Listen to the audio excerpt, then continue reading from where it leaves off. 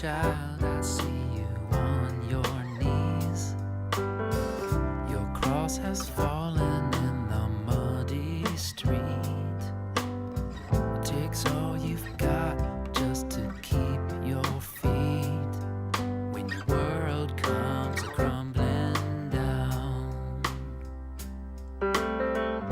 Sick and hungry and on the run. The ward is empty and the quarter's been drawn. There's no telling who's come and gone, and your world's come crumbling down. Could this be a part of the plan?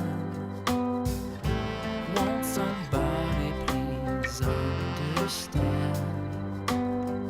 All you can do is the best you can when your world comes crumbling down.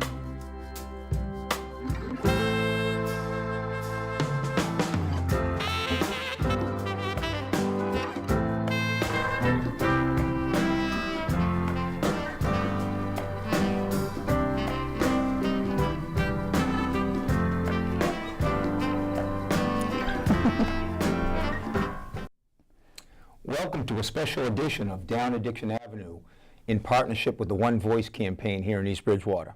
My name is Scott Allen, the police chief here in East Bridgewater, also a volunteer and a supporter of EB Hope and PCO Hope. For those not familiar, for the last year here, since the new year started, January 1st, EB Hope and our local school coalition have participated in the One Voice campaign. Each month we have strategized and picked specific topics of concern in our community and to bring an awareness to those topics each month. This month's topic is Be Safe, empowering everyone to stand up against bullying and supporting healthy relationships.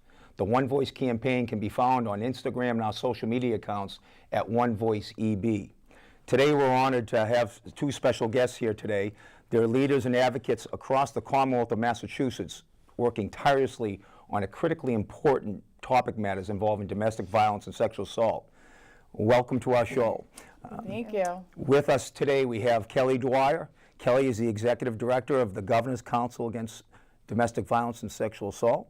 And we have our newly elected state representative, Alyson Sullivan. Congratulations on your recent win, and now that you're into your first year, hopefully everything is going well here. It is, yes it is.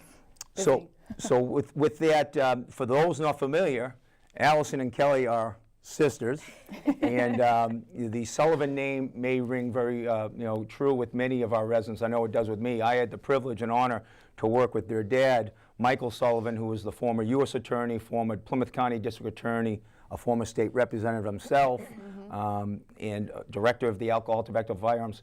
So coming from some leadership and mentoring with a great leader, now you have both stepped up into some critical positions here in the Commonwealth. Yes. So we want to really dig right into this. Before we get going with our topic here today, Kelly, just give the community a little bit of background on who you are and where you come from.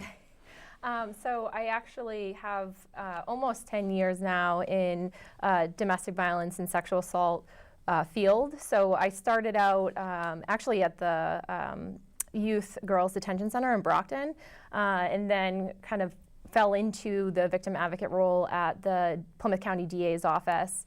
My husband and I, at the time, we had no kids, so we kind of on a whim decided to move to Florida, and I did some direct service down there in the Tampa area, serving high lethality victims of domestic violence, so a lot of attempted murders and things like that, helping them through the criminal justice system. When we, upon my post-deployment, I actually served 9 years in the National Guard, started out enlisted, and then earned a commission through Norwich University. Deployed with a unit from Florida back in 2013, and actually did some of the advocacy support on the military side too. I think a lot of my command, when they learned what I did on the civilian side, kind of looked to me to help some of the soldiers that were going through different types of trauma. So we decided after I got back from deployment and got out of the Army that we'd move back here and start a family, and I was the director of the domestic violence and sexual assault programs at Health Imperatives. So back kind of to my roots here in Plymouth County. I actually, prior to getting my current role as the executive director on the council, I served as the co-chair for the military Veterans and Families Subcommittee on the council. So when my predecessor Tammy moved into her new role, I took the leap and interviewed for the position and got it, and have been kind of running full throttle since last February. Wow. So, Yeah, and congratulations on your appointment. I mean, and thank you for your service. I mean, a lot of what goes on behind the scenes, people don't know your commitment to your country, and thank you for your service. Thank you. And as we get into this topic today, I mean, I think there's definitely different aspects of this crisis that, the military certainly is one facet. We have our communities here, at large, but, we really want to make sure we cover all that, through today's show. So we have Sister, who is older, younger? She's I'm older. All right, so now we'll go to the younger sibling. So we have State Representative Sullivan. Yes, thank you, Chief. Thank you for hosting this today. So many people know, I've said it throughout the campaign trail, from Abington, born and raised in Abington, went to Abington Public Schools, then graduated from Cardinal Spellman High School. I went on to go to Suffolk University, where I graduated from there, and now I'm finishing up my law degree at New England School of Law. Wow. So 4 years has flown by for that adventure. I can't wait to graduate. Congratulations. But, throughout college, I did internships with the DA's office. I worked at the Plymouth County DA's office within their victim witness unit. My sister and I, we actually did DARE summer camp a few summers in a row in high school, I think it was. Mm-hmm. And then after graduating college, I went on to the immigration court at Boston as a legal assistant there, and then I went on to the U.S. Attorney's Office to work in their victim witness unit as well. And then from there, I went into a completely different role as a legal assistant in administration and finance, and then decided to run for public office, and here I am as a state rep. Well, congratulations. Between the both of you, very diverse, different involvement with different key stakeholders, which Yes. to me, I know sitting on the Governor's Council is significant because, as we talk about domestic violence and sexual assault, there's not just one area that we have to, provide resources and help. It's very much a multifaceted approach, and to see the diversity, that both of you have with your experience is significant. So we've got a little bit of background. We're now here talking domestic violence and sexual assault. Kelly, how did you get to where, you're involved with the Governor's Council as executive director? How did you, get to this point here? So I think, it was kind of one of those things that I've done a good number of years of direct service, and, I loved being able to actively engage with people going through, that are needing support and those support mechanisms. And but on kind of the flip side, doing the direct service definitely takes a toll. And one of the things that I think going from direct service to then looking at program management, when I did my roles back in Florida and in Brockton at Health Imperatives, was that even though I still was able to do a little bit of direct service at that point, it also allowed me to look at what are the gaps and how do I close those gaps, and what can I advocate for, and who do I bring in to the picture and build those relationships and leveraging community resources. And I feel like the Governor's Council, and especially the Lieutenant Governor chairing the council, and looking at her and seeing how passionate she is about helping people. Now it's just on a much larger scale, and I always thought as the director at Health Imperatives that Plymouth County was so huge. And then 13 other counties to worry about. Yeah, and taking on the role as the executive director, I realize it's not that big, and Massachusetts is a lot bigger. But what's fascinating is that as I have been familiarizing myself with the various needs throughout the state, a lot of it is similar in the sense to some of the major areas. So it's been interesting and fascinating to kind of learn what are the continued needs, what are the continued gaps, what are the recommendations, and how do we cross those recommendations to essentially support the people that need it the most, and making sure that they are, thriving in society and supported in various ways, not just in safety, but self-sufficiency, housing, education, all those other forms too. And then, looking at it from a perspective of kind of the prevention lens too, and what are we doing surrounding prevention in that true primary prevention form. So it's definitely been an interesting experience kind of going from that direct service provider lens to now kind of looking programmatically and what exists and what doesn't exist, and going from there. And tightening those gaps up, because we do see that. I mean, just to give the community, kind of an awareness, and I think that's one of the things we definitely want to focus on, is bringing awareness to domestic violence and sexual assault, as well as the stigma that's associated with it. And we're definitely going to, we're going to talk more with Alyson on that. But in general, how extensive, is domestic violence, across the Commonwealth and across the country? So I think, for both domestic violence and sexual assault, it's still obviously underreported. And I feel like from when I started in this field to where everything is now, we've definitely made some tremendous strides. I mean, even thinking about 10 years ago, it was like, the stigma. It's a stigma to talk about. It's a stigma to be a victim. And, you put yourself in that situation. And it was a lot of that victim blaming, where a lot of that has shifted.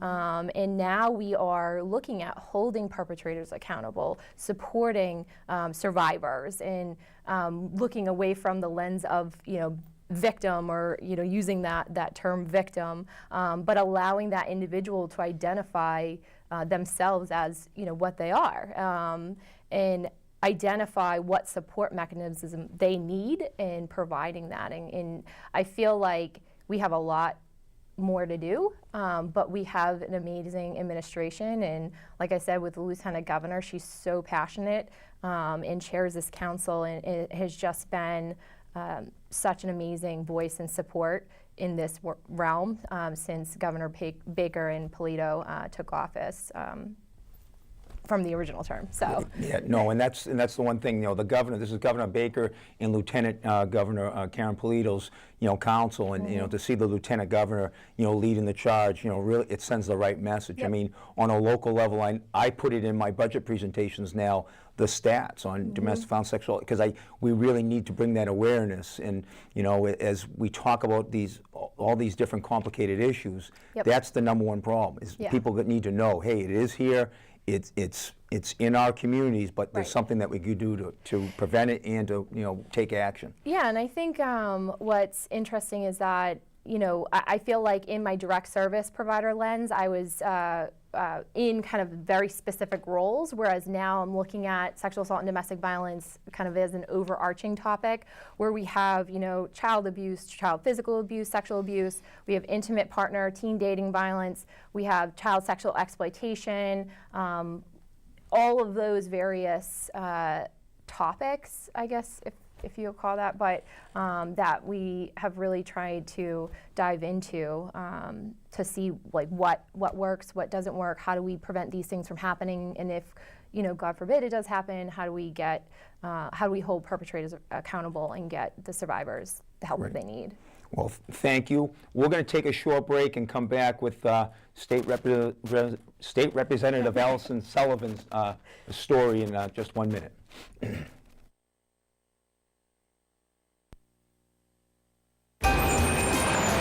Okay, Josh, do your stuff. Okay, people, you know the drill. Canned foods only, guys. Sometimes you gotta live what you believe up in your arms, 'cause that's where it starts. Right here with you and with me. What the world needs now is love. Generosity, pass it on. A little help from up above. Faith to me. A message from the Foundation for a Better Life.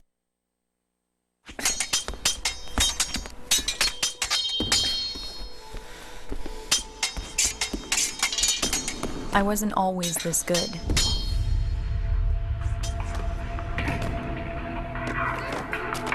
I had a lot to learn.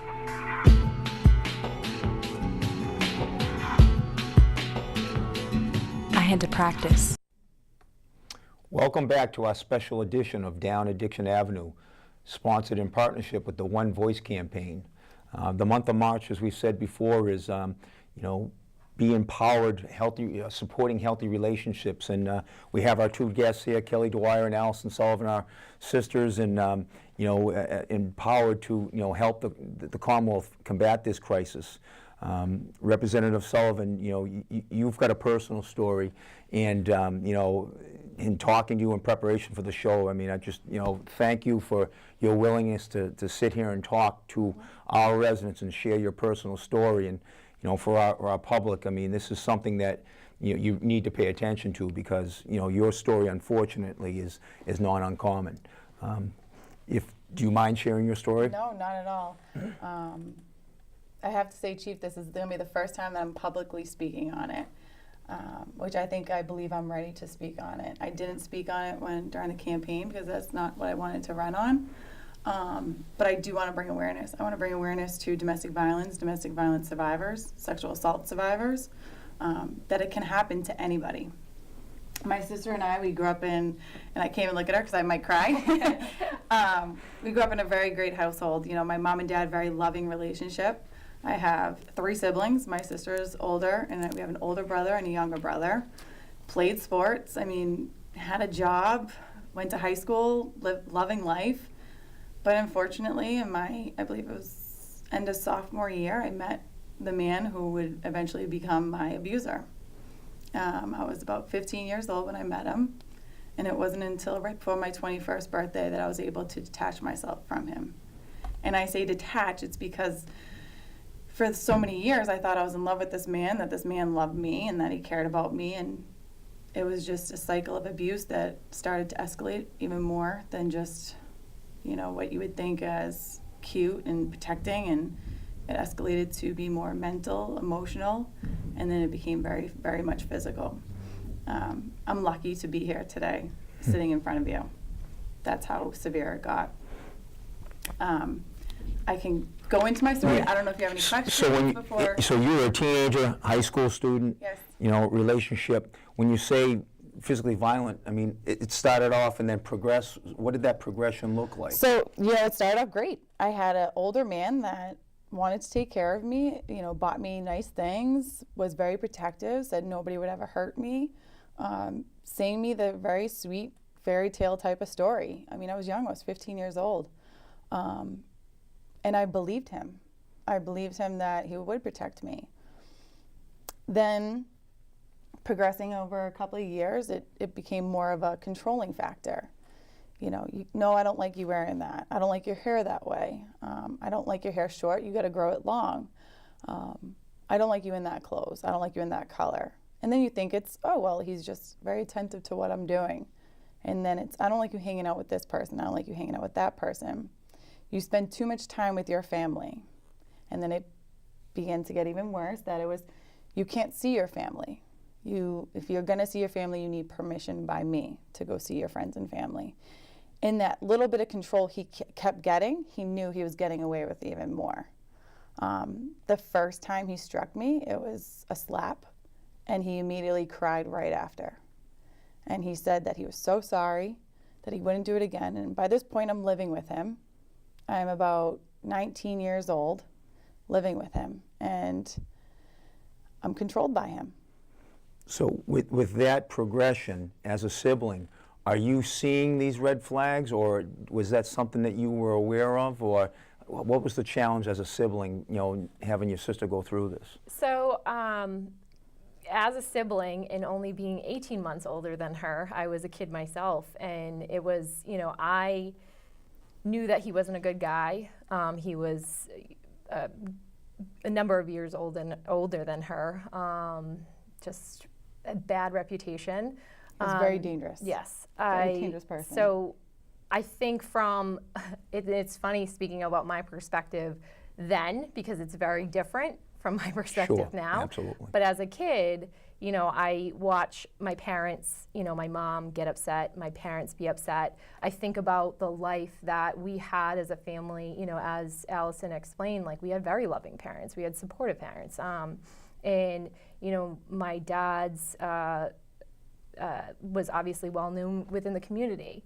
And I think as a sibling and as, you know, somebody that doesn't really understand it, I was angry. I was angry with her. And then I was angry with how she was behaving towards me, towards my siblings, towards my parents, and that she kept going back to him, and I couldn't figure out why. Because as you know, you see on the surface, she's a very strong individual, and I think she's significantly stronger than what she was before. Absolutely. But it's just that mental and emotional abuse that she endured that broke her down. And you know, she was combative with us because we were safe. We weren't going to hit her. We weren't going to leave her.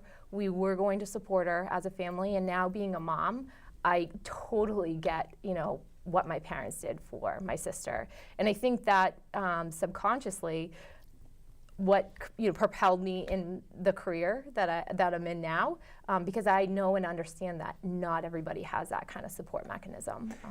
And you talk about that the family support. So in your situation, what was the trigger that ultimately got to a point that said, you know what, this is the time that I'm done with this. I want to take the resources or the help is out there. What was that trigger for you? He almost killed me. Oh. So it's something that I won't forget. And I think I need to bring a light to something beforehand. It was around Christmas time of 2008 that I was going to a Christmas party, and it was the first time that I was actually going out on my own. And my mom will remember, because I was out with my mom and I canceled my credit card because he had access to my bank account. Because what people don't realize, it's not just the physical control, it's the money control as well. And I mean, I was broke because he was using all my money. So I wanted to go to this Christmas party for my work, and I canceled the credit card. I didn't tell him I was canceling the credit card because of out of fear of the retaliation what I would get when I got home that night. He gave me the okay that I could go to the Christmas party. So I had every intent on going with my girlfriends that I worked with, and my mom gave me $20. She goes, go have a good time, you know, enjoy yourself. $20 to buy a few glasses of soda, you know, because she knew I was broke. He called me freaking out. He said, nope, you can't go. So now anxiety kicks in. I want to go, I want to have fun, I want to be able to escape what's going on in my personal life. He told me to meet him at the Bank of America in Abington. I said, okay, I have no idea why the credit card's not used and the debit card's not working. I'll go there and I'll figure it out. So my thought process was I'll give him $10 out of my $20 to be able to go to this Christmas party. I told him all I have is $20 in my hand. I'll give him 10. That wasn't good enough, and he tried to shove me in the car in fear of not being able to get out of that car. And I'm telling you, I had both hands, both legs trying to stop from going in the car. And my girlfriend at the time, she called my coworker, she called 911. The police showed up, and I think for every police officer, it's different how you respond. It's different when it all depends on the situation at hand at that very moment. And I won't say any names because I didn't get the okay from the officers to be able to say it, but there was a detective from Abington and a recent patrol officer in Abington. It was probably his first week on the job in Abington. So responding to a call like that, you hear domestic violence, you hear trying to shove me in the car. The detective pulled me aside and said, listen, I have two options. Well, I have three options. I can arrest him, I can arrest your friend for making a false police report, or I'm going to give you my cell phone. I'm going to give it to your friend, and when it's safe to give to you, take my phone number and call me when you can. It's because he gave me his personal cell phone number that on January 2nd, January 1st, because he got arrested January 2nd. On January 1st, after a very, I want to say, hell-like night, I really thought I was dying. The worst beating that I think I've ever received. I was strangled to the point where I passed out. I came to, and I knew that if I continued in this relationship, I'm not going to come out alive. Wow. My best friend picked me up. We were going to the mall, and I told her everything. And at that point, it escalated to the point that he didn't care that he was putting marks on my face. I had 2 black eyes. I had bite marks on my ears, bite marks on my hands, and he didn't care. And I told her everything. And then I called the police officer that gave me his personal cell phone number and told him everything. And from there, everything just kind of wheeled up the way it was supposed to. But I'm not going to take credit for it because I still wasn't strong enough to testify. I wasn't strong enough to come forward and admit what was going on. It was because of my best friend, Amy, that I'm here today. Well, I thank you for sharing, and you did have the strength. I mean, the fact that you were able to utilize the resources that were available to you, and thankfully you had the strength. And as a father of 2 daughters, I mean, it does, it breaks my heart that you had to go through that. Thankfully, you did have the strength. Even though you feel like you did, and it's something that you probably see all the time now in your work is, this story of, I didn't feel like I could do it, but then someone connected, a police officer, a best friend who was thinking, hey, this is what it's going to take. I mean, these are the things that in the community we've got to get more awareness out to and give them, because that opportunity might be that one chance where you say, today's the day I'm going to do it. I mean, is that something that you see with your direct service work with similar situations? Yeah, and I think that the support can really come from anybody, like law enforcement, like a best friend, a sibling, a community member. It really does take a village to support somebody that's going through some really traumatic things to get the help that they need. But not to cut Kelly off, but people also need to realize survivors leave multiple times. That wasn't my first time leaving. Good point. I mean, there was a point where I lived somewhere else with him before the incident that happened the last time. And we moved me, I think, in 4 hours. Wow. And I think it was a shell shock for my mom because this man actually put me through a wall. So there was a hole in my wall. But I left multiple times, on multiple occasions. Well, thank you, State Representative Sullivan, for sharing with us, and from my heart, thank you, for the courage that you're showing by sharing this. And our hope, my hope with this show today is that if there's someone out there that's a victim in a situation like yours, that Call you reach me. out, reach out to the Governor's Council, reach out to the East Bridgewater Police Department. We have a domestic violence outreach unit. Let us know, because there are so many resources. In our next episode, we're going to talk a lot about those resources that are available and what people can do to connect with them. But really, I just want to thank you for sharing courage, bravery. I just, as a father, I couldn't imagine, having to do this. But thank you for your willingness to share that with us. Thank you. And thank you, Executive Director Dwyer, for your leadership in the Commonwealth here on this important, critically important initiative. Thank you. We will be back with another episode with the, it's not the Sullivan sisters, it's the Sullivan and Sullivan Dwyer sisters. Thank you for watching, and make sure you come back for our next episode.